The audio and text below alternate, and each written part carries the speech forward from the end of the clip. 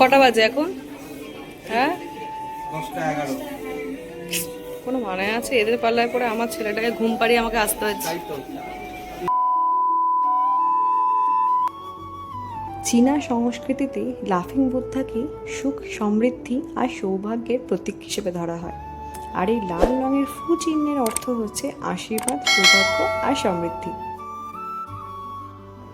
তাই আজকের ভিডিওর শুরুতেই one who C Chang one নি জায়ো, মানে সৌভাগ্য আর আশীর্বাদ যেন সব সময় আপনাদের সঙ্গে থাকে, এই আশা নিয়ে শুরু করছি আজকের গল্প। রাত তখন প্রায় 10টা। হঠাৎ করে ইচ্ছে হলো একটু অথেন্টিক চাইনিজ খাবো, কিন্তু শ্রীরামপুরে অথেন্টিক চাইনিজ সেই এক ধাঁচে চিলি চিকেন আর চিকেন মাঞ্চুরিয়ান ওইসব খেতে ইচ্ছেই করছিল না। তাই একটু খোঁজাখুঁজি করে খোঁজ পেলাম শ্রীরামপুরের গুডউইল রেস্টুরেন্টের। ফোন করে আগেই কনফার্মেশন নিয়ে নিয়েছিলাম যে লাস্ট অর্ডার টাইম হচ্ছে 10টা 15, কিচেন ক্লোজিং হচ্ছে 10:30টায়। সব শুনে নিয়ে বেরিয়ে পড়লাম। স্টেশনটা কিন্তু বেশ প্লাস পয়েন্ট এদের কাছে। শ্রীরামপুরে গঙ্গার ঘাট আর ধোবিঘাটের একেবারেই কাছে। তাই খাওয়ার আগে বা পরে গঙ্গার ধারে একটু হাঁটাহাঁটি করলে পুরো সন্ধেটা আরও সুন্দর হয়ে যাবে আপনাদের। চলুন, পৌঁছে গেছি রেস্টুরেন্টে। এখানকার কিউট সিকিউরিটি গার্ড থেকে পেরিয়ে ঢুকে যাই ভিতরে।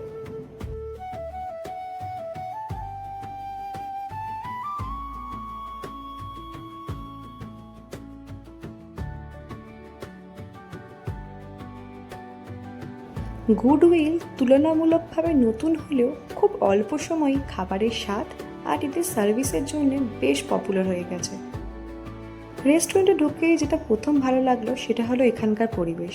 তার থেকেও বেশি ভালো লেগেছে এখানকার মানুষগুলো। স্টাফ থেকে শুরু করে মালিক, সবার ব্যবহার এতটাই আন্তরিক যে কোথাও মনে হয়নি আমরা প্রথমবার এসেছি। প্রত্যেকটি ডিশ পরিবেশনার সময় তারা ধৈর্য ধরে বুঝিয়ে দিচ্ছিলেন কোন খাবার কিভাবে খেলে ভালো লাগবে, কোনটার সাথে কোনটা পেয়ার করা উচিত, কোনটা ফ্লেভার কেমন। আজকাল এই ধরনের আন্তরিকতা খুব একটা দেখা যায় না কিন্তু। চলুন দেখে নিই এবার মেনুটা। ওরা কিন্তু অত রাতেও আমাদেরকে আশ্বস্ত করেছিলেন যে মেনুতে যা যা আছে সবই আপনারা পাবেন। মেনু কার্ডটা কিন্তু খুব ইন্টারেস্টিং। কেন? কারণ প্রত্যেকটা সেকশনে খুব বেশি অপশনস না থাকলেও অপশনসগুলো কিন্তু খুব ইউনিক। চুজ করতে কিন্তু বেশ মজাই লাগবে, কারণ শ্রীরামপুরে অন্যান্য রেস্টুরেন্টে যেরকম মেনু দেখে আমরা অভ্যস্ত তার থেকে একটু আলাদা। আর পাশের প্রাইসগুলো দেখে কিন্তু ভয় পাবেন না।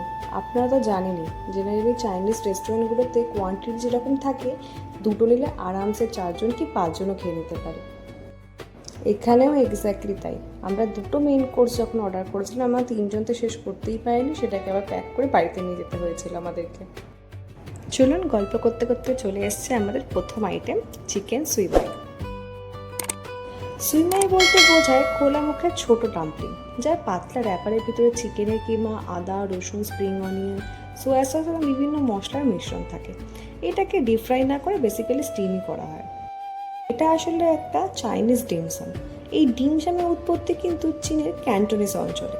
আগে দীর্ঘ পথ পাড়ি দেওয়া ভ্রমণকারীদের চায়ের সঙ্গে ছোট ছোট হালকা খাবার খেতেন, আর সেখান থেকেই এই ডিমসাম সংস্কৃতির শুরু। সুইমাই সেই সংস্কৃতির অন্যতম একটা জনপ্রিয় খাবার। এর সবচেয়ে বড় বৈশিষ্ট্য হলো এটা প্রচণ্ড জুসি হয় এবং নরম হয়। চলুন তাহলে গুডউইলের চিকেন সুইমাইটা কেমন জেনে নিই।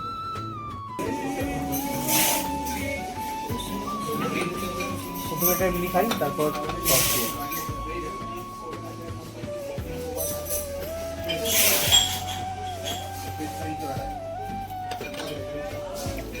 খুব গরম, হেভি খেতে খুব ভালো। ঠিক আছে, দাও।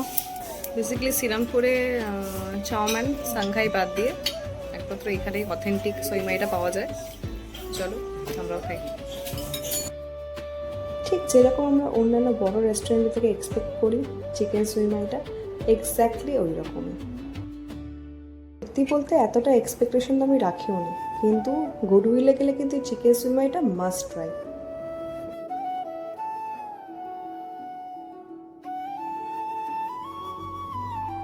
চলুন চলে আসছে আমাদের next item, mixed Cantonese noodles. এই গুডউইলের খেয়ে মিক্সড দাও। ক্যান্টোনিজ নুডলসের মধ্যে কিন্তু প্রচুর ফ্রেশ ভেজিটেবলস, বক চয়, জুকিনি, ক্যারেট, পেঁয়াজ তো ছিল, সাথে ছিল egg, prawns, chicken, mushroom. Fried noodles. Basically fried. একই ডিশে মিক্স ক্যান্টোনিজ নুডলসটা কিন্তু শুধু একটা নুডলস না, এটা নিজেই একটা কমপ্লিট ডিশ। এই ক্যান্টোনিজ রান্নার কিন্তু অন্যতম বৈশিষ্ট্য এটা যে খাবারের আসল স্বাদকে এরা গুরুত্ব দেয়। অতিরিক্ত ঝাল মশলা নয়, বরং হালকা seasoning, fresh ingredients, balanced flavour. আর এই স্বাদের খোঁজে কিন্তু আমি বারবার শ্রীরামপুর থেকে পর্যন্ত ছুটে গেছি চায়না টাউনে, কিন্তু এতদিনে পেলাম শ্রীরামপুরে গুডউইল রেস্টুরেন্টে। মিক্সে প্রচুর কিছু রয়েছে, জুকিনি আছে, ওয়াকচয় আছে, প্রনস আছে, চিকেন আছে, ওরা তো খেতে শুরু করে দিয়েছে। আর ক্যারেট তো দেখতেই পাচ্ছি। আর কি আছে? প্রন আছে তো অবশ্যই, বড় বড় প্রনস আছে, তুই পাসনি? মাশরুম আছে, প্রনস প্রচুর আছে। কেমন খেতে লাগছে? দাও, আমার তো ফেভারিট ডিশ এটা। এটাকে কিন্তু আমি 10/10 দেবো, আমারও খুব ভালো লেগেছে। তো আমাদের নেক্সট আইটেম হচ্ছে সাপো চিকেন আর মিক্সড ফ্রাইড রাইস, যেটা আমরা সত্যি জাস্ট টেস্টি করেছিলাম, কারণ পেট আমাদের ভর্তি হয়ে গেছিলো। মিক্সড ফ্রাইড রাইস নিয়ে তো আলাদা কিছু বলার নেই, এদের কোয়ান্টিটি খুবই ভালো। ভিতরে প্রচুর ভেজিস ছিল, চিকেন, প্রনস যথেষ্ট পরিমাণে ছিল। এই সাইড ডিশ মানে সাপো চিকেনটা কিন্তু বেশ ইউনিক। এইটা বেসিক্যালি চায়না ভাষা যাকে দৌজি বলা হয়, মানে ফার্মেন্টেড ব্ল্যাক সয়াবিন, সেইটা দিয়ে তৈরি করা। দৌজিটা ইউজ করাতে এই ডিশটা আমার বেশ ইউনিক লেগেছে, যেরকম স্মেলটা খুব সুন্দর ছিল, সাথে একটা সল্টি স্পাইসি ফ্লেভার ছিল। সেই আড্ডি ফ্লেভার। আচ্ছা, এদের একটা ব্যাপার আছে যে কোয়ান্টিটি কিন্তু যথেষ্ট ভালো, মানে এটা অলমোস্ট আমাদের এক্সট্রা ঈদ থেকে যাবে। আমরা 3 জন এসেছি, এটা অলমোস্ট মানে বেসিক্যালি 2টো আইটেম 4 জন খেলে এখানে সেটা বেটার। আর চিকেনটাও ছোটো ছোটো পিস কিন্তু ভালো।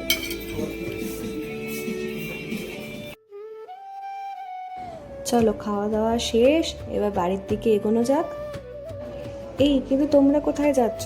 তোমরা কিন্তু আমাদেরকে থ্যাঙ্কস জানাতে ভুলো না। শ্রীরামপুরের বুকে এরকম অথেন্টিক চাইনিজ রেস্টুরেন্টে খোঁজ দিলাম, একটা থ্যাংক ইউ তো বানতা হয়। চলো ভিডিওটা আজকের মতো এখানেই শেষ করছি। ভালো লাগলে একটা লাইক করে দিও, কমেন্ট করে দিও, আর চ্যানেলটাকে সাবস্ক্রাইব করে দিও।